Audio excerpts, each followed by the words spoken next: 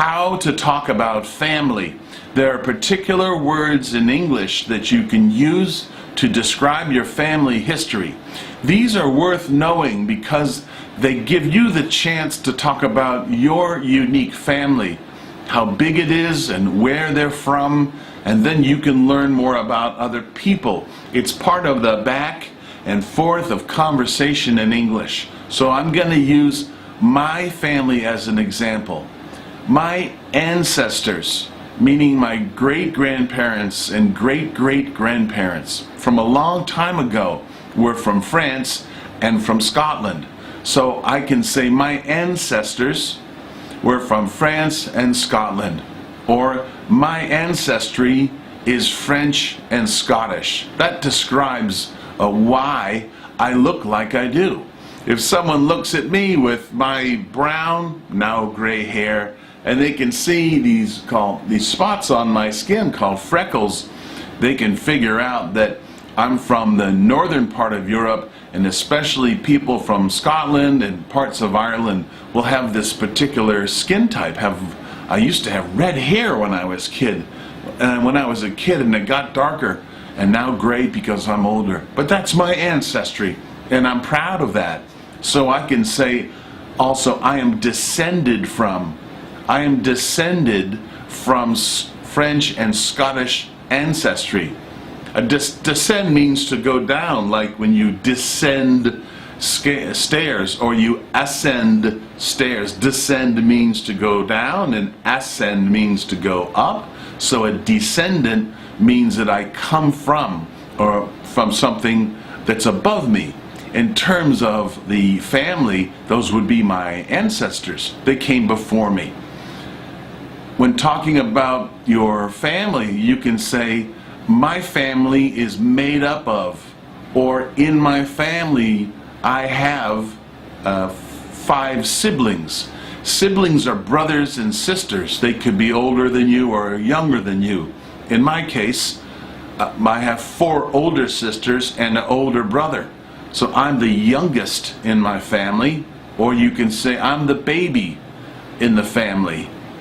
That's a cute thing to say. Even when you're an adult and you're very old like me, I'm still the baby in my family. And some of my brothers and sisters like to remind me of that. They think it's funny. I do too. You can also say, I am from a family of, and then give the number.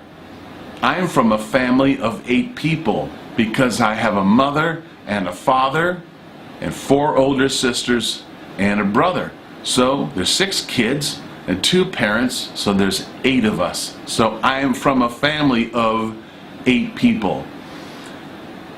Then you can ask your conversation partner or your business colleague or your friend, what is your ancestry?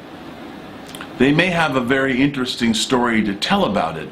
Someone's ancestry can tell you where their ancestors came from, maybe what religion they are, and that might be important for them to talk about. It might tell you what kind of food that they grew up eating. Some ancestries are proud of the type of food that their grandparents or great-grandparents or great-great-grandparents ate, and these recipes and eating traditions are handed down during in the family history, and some of it can be quite delicious. So in my family, we ate mostly English style or French style food when we were growing up. That was our ancestry, and that was the kind of food that we ate. And then later on in America, Italian food became a lot more popular, and now food from all over the world. But originally, my ancestry is French and Scottish. I'm a descendant of French and Scottish people. And this is all a beginning of a conversation where you can talk about yourself and describing even where you're from. I grew up in Maine, in a very small town. All of these things offer information about you using very specific words that a native English speaker can respond to, and then you get a conversation going. So try this. try outlining where are your ancestors from. Are they from a particular country? Are they from a particular region in a country? And where did you grow up? How many siblings do you have? And then you can talk more about what your family does together. Different types of ancestries may have different religions. They have different types of food. They may celebrate different festivals or holidays. All of this is great for you to think about and maybe draw your family tree from your ancestors all the way down to you, and then whether you have kids or cousins, and kind of, when I think of a tree, there's lots of branches on it.